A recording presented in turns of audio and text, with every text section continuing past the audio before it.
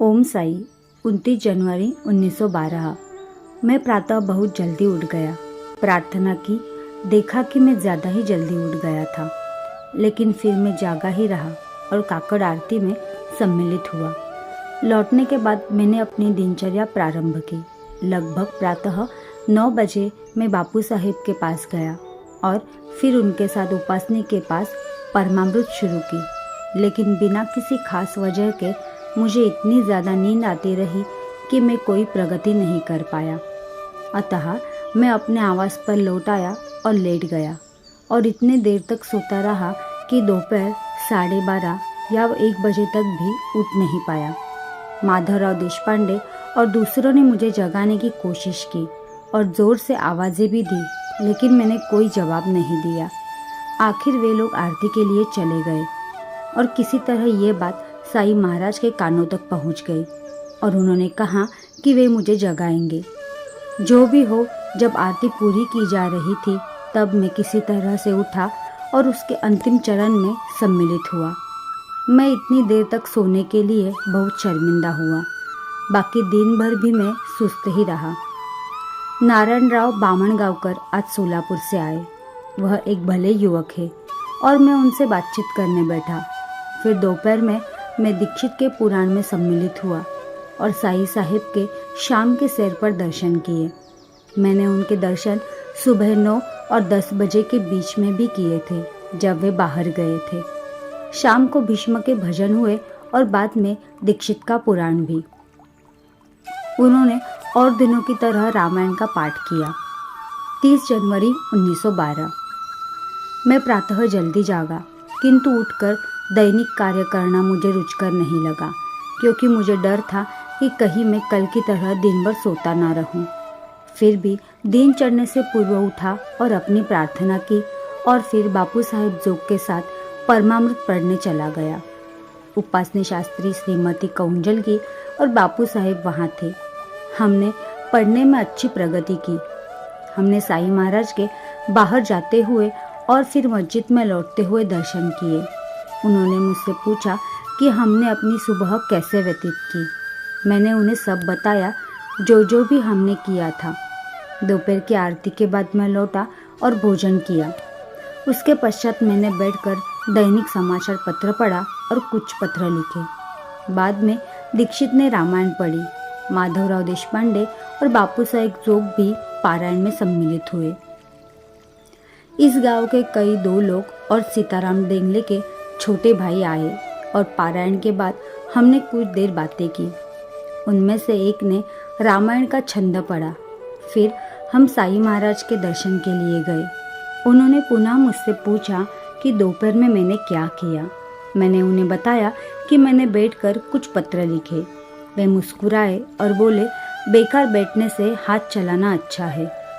हमने शाम की सैर के समय साईं महाराज के दर्शन किए और सेज आरती में सम्मिलित हुए। आज रात को भजन नहीं हुए। भागवत के पठन में सारा समय बीता और दीक्षित की रामायण भी हुई। 31 जनवरी 1912। मैं काकड़ आरती के लिए समय पर उठा और उनमें से नारायणराव बामणकर के साथ सम्मिलित हुआ। जब हम लौटे तब साईं महाराज ने हल्के क्रोध का प्रदर्शन किया।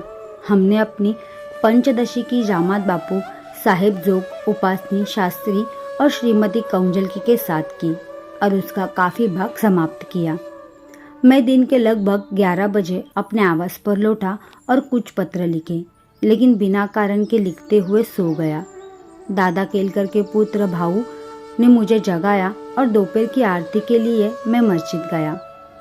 उससे पूर्व मैंने हमेशा की तरह साईं महाराज के लिए बाहर जाते हुए दर्शन किए थे। दोपहर की आरती हमेशा की तरह संपन्न हुई।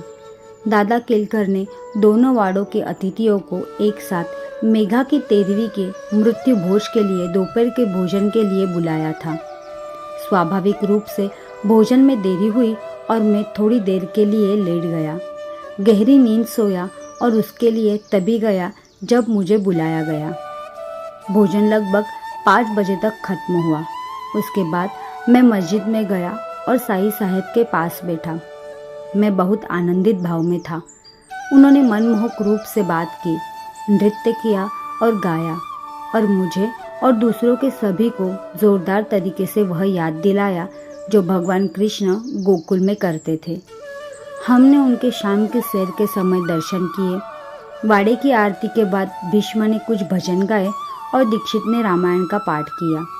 उन्होंने उसमें से सुंदरकांड संपूर्ण किया। 1 फरवरी 1912। मुझे उठने में कुछ देर तो हुई, किंतु मैं प्रार्थना करने में और समय पर परमामृत के पठन में सम्मिलित होने में सफल रहा। आज कार्य पूरा हो गया और कल हम उसमें संशोधन करना शुरू करेंगे। फिर मैं मस्जिद गया, साईं महाराज के पास बैठा और साठेवाड़ा तक जाने में उनका साथ दिया। वहाँ लोग साईं महाराज को प्रणाम करने के लिए पहले से ही एकत्रित थे। मैं भी उनके समूह में सम्मिलित हो गया और साईं महाराज को नमस्कार किया। फिर बापू साहेब जोग के निवास स्थान पर जाकर पंचदशी का पाठ करते हुए पहले 10 छंदों की व्याख्या की, जिनमें की संपूर्ण पुस्तक का निचोड़ है। इसके पश्चात मैं अपने आवास पर लौटा, कुछ पत्र लिखे, उन्हें भेजा और दोपहर की आरती में सम्मिलित होने के लिए मस्जिद में गया। आरती भली भांति संपन्न हुई। अहमदनगर के श्री माणिकचंद, जिन्होंने इस वर्ष वकालत की पढ़ाई पूरी की है, यहाँ आए और पूरा दिन रुके। आरती से लौटने के बाद हमने भोजन किया। मैंने बैठकर सकरेबा की संपादित ज्ञानेश्वरी का पाठ किया। दुर्भाग्यवश अन्य संस्कारों के सामान में उसने मेरी मुश्किलों का समाधान नहीं किया। बाद में मैं दीक्षित की रामायण पढ़ी।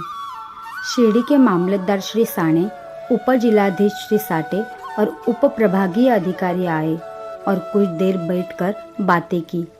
उनके जाने के बाद हमने रामायण का पाठ पुनः प्रारंभ किया। शाम को हम साईं बाबा के शाम की सैर के समय उनसे मिलने मस्जिद गए।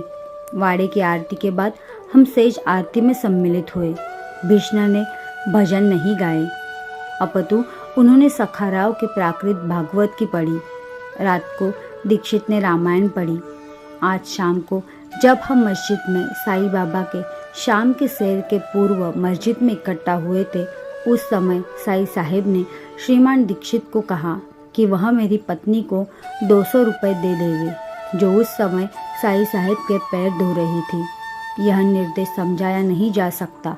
क्या इसका अर्थ यह है कि मुझे अपना जीवन दान के सहारे काटना पड़ेगा? मैं मृत्यु को इससे बेहतर समझूंगा। मुझे लगता है कि साईं साहेब मेरे अहम को नियंत्रित करके अंततः उसे नष्ट कर देना चाहते हैं। इसलिए वे मुझे गरीबी और दूसरों के दान का अभ्यस्त बनाना चाहते हैं। मैंने 1 फरवरी 1912 को डायरी में लिखे पृष्ठ को पढ़ा। मैंने अपनी भावनाओं को सही प्रकार से व्यक्त किया है। हमारे सद्गुरु साईं महाराज ने निर्देश दिया। वे अंतर्यामी थे और वे सब कुछ, यहाँ तक कि मेरे अंतःकरण में दबे हुए विचारों को भी भली भांति जानते थे। उन्होंने उस निर्देश को कार्यान्वित करने को कोई कहा। अब मेरा ध्यान इस विषय की ओर खींचा गया। मुझे ऐसा लगता है कि उस समय मेरी पत्नी को दीनता और परिश्रम का जीवन पसंद नहीं था। काका साहेब दीक्षित उस जीवन को अपना चुके थे और प्रसन्न थे। इसलिए साईं महाराज ने उन्हें मेरी पत्नी को 200 रुपये दीनता और सब्र देने को कहा। 2 फरवरी 1912। मैं काकड़ आरती के लिए उठा और उसके बाद हमने अपनी पंचदशी की जमात शुरू की। किंतु पता नहीं क्यों मैं पहले पंचदशी के विषय में थोड़ा बोला और फिर उसका पठन शुरू किया। यह अपने विषय की लगभग सर्वश्रेष्ठ कृति है। उससे बेहतर और कोई नहीं है। साईं महाराज के बाहर जाने से पूर्व मैं उनका दर्शन करने के लिए मस्जिद में गया और साठेवाड़ा तक उनके साथ चला। इसके पश्चात दोपहर की आरती में सम्मिलित हुआ। आज मुझे अमरावती से एक पत्र प्राप्त हुआ जिसमें मुझे अपनी वकालत पर लौट आने के लिए कहा गया था। मैंने माधवराव देशपांडे से साईं महाराज से आज्ञा लेने के लिए कहा। उन्होंने कहा कि वह ऐसा करेंगे।